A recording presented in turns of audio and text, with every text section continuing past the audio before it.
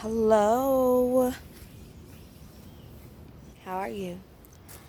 I want to take a minute to make a quick video. This will probably be one of my quickest videos, but I want to talk about something obviously before I clear all of my thoughts to be able to make a bigger video. Okay, so this video is about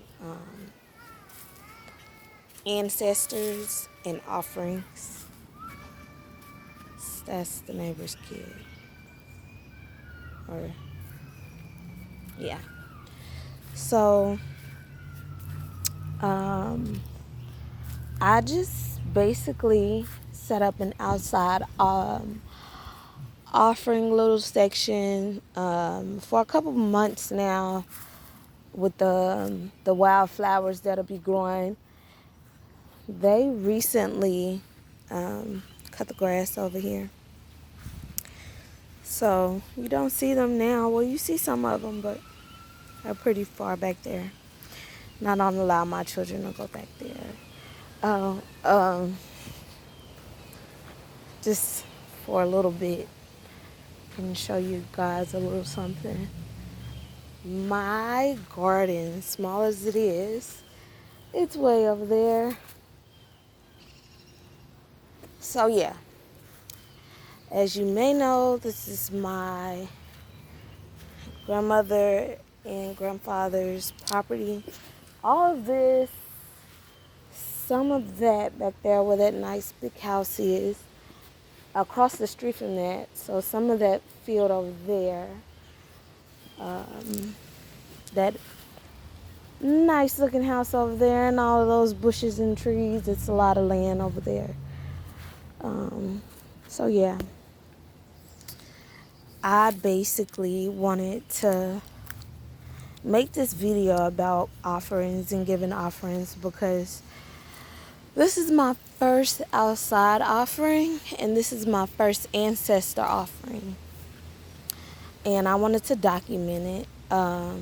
I've been doing a lot of research about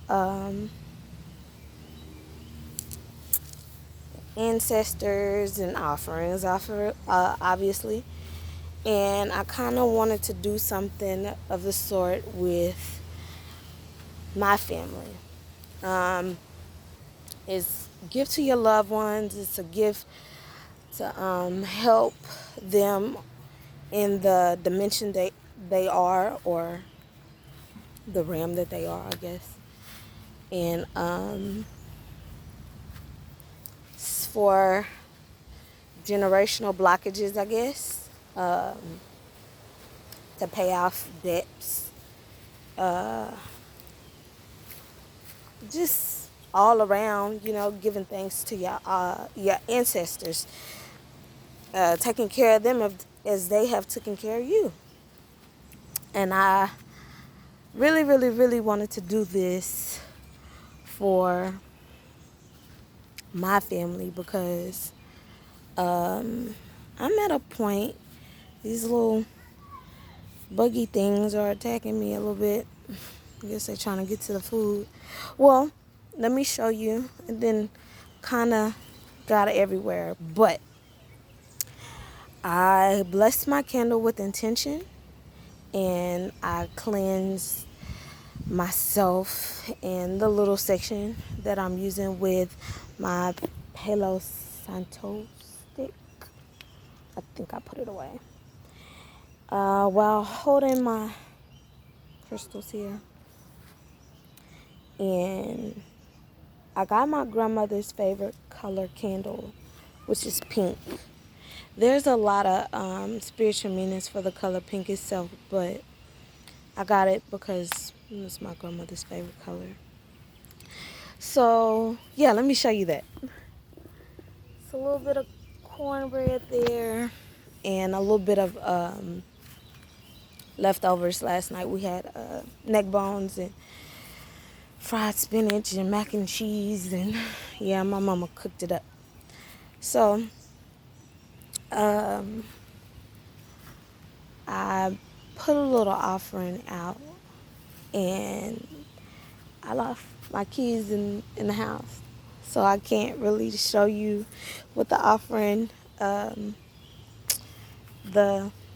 bill note. It was a 20 bill note, 20 billion bill note for ancestry money. And I did 3. One for my grandmother, and one for my grandfather, and one for, you know, anybody across the board who may need it. And I was told, that's my child there now. Now, I was told that you have to bring something to the table. And since I've got on this spiritual journey, so a little over 6 or 7 months now, I would sporadically light a bill every now and then. And I noticed that every time I did, like, a lot of things would come out, good for me. And I didn't really, necessarily think twice about it. But recently, I saw that I was needing a change, and I wanted to connect with my family on a, spiritual note. I've never met my grandfather. He died when my mother was 9. Over there in that area, actually, he got shot over there. And so the other day, or night before last, it was a new moon, I believe. Anyhow, I got my blanket, got some candles, and I went out and I prayed or whatever. And it's like the voices of them, the vibes of them is a little bit more stronger, in a sense, if I can say. I was getting my grandmother cornbread. I remember her favorite snack was green grapes and vanilla wafers. The little circle Jackson vanilla wafers, the ones that go in banana pudding with cheese. She would love that. I don't know why, but that was her go-to snack. And I love that snack too. It's not a bad snack. I like mine with cocktail wings. But yeah, anyway. A little bit of barbecue sauce. But I basically just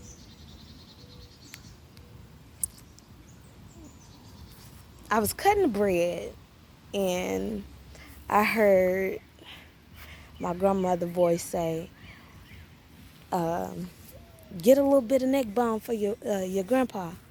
I was like, are you serious? And I heard the voice say, yes. And I was like, what the, are you serious right now? It was like, okay. So what I prayed for was for them to, interact with me more. And in the midst of me giving that offering, that's exactly what they did. And I don't know if I should cry or be excited that I reached them, but it just makes me want to do what I can more. Yeah, I don't want to cry. Feel like I'm gonna cry. Being in this area just take me back to being a child, and that's mostly I'm gonna have to go over there. My son's playing with the neighbor kid, so we're gonna wrap this up. But I want you guys to understand the feeling of, like, genuinely giving back, like, wholeheartedly, and reaching out to them.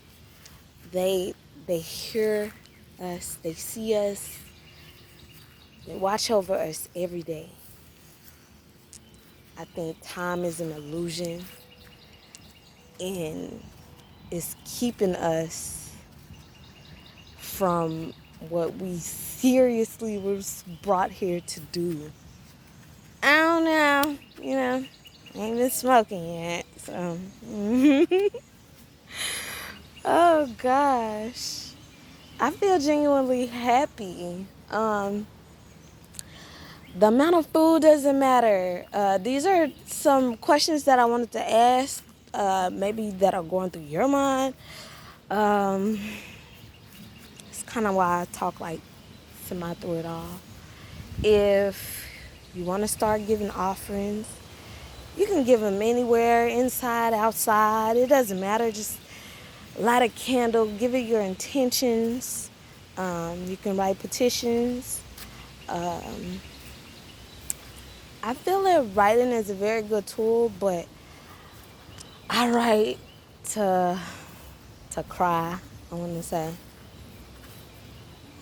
In the end, when it's not enough, I eventually break down. But yeah, anyway. The food doesn't have to be, dramatic. It could be a sense where they tell you what they want. Because I was getting water and I got to get the water. I forgot the water. I was pouring water and I heard a voice say, "Ugh, we can't get purified?" And I was like, let me dump this water out. And yeah, anyway. So it wasn't nothing but my grandma. My grandma had a way of being sweet and sassy and, in a sense, being so sweet that you can't notice that she being sassy. I guess that's a Scorpio trait. I'm starting to see a lot of spiritual side of my grandmother in me, but I see the rebel side of my grandfather, Papa Dan, a lot of what I've heard about in me as well. My father, I wish I knew him a lot more, or who that was a lot more. There's two possibilities, and one of them passed away. And a lot of me believe that it's him, the one that passed away, but I guess I'll never know until, some testing is being done. But until then, it's all about my grandma's side right now. And I'm loving it. I'm loving it so much that a lot of me is just like, we can get to that side, in a few years. But yeah, I didn't want this video to last long. So yeah, I'm gonna wrap it up. I want you guys to stay sweet.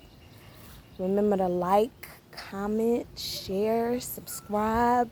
I talk back so you can ask questions, whatever. All right.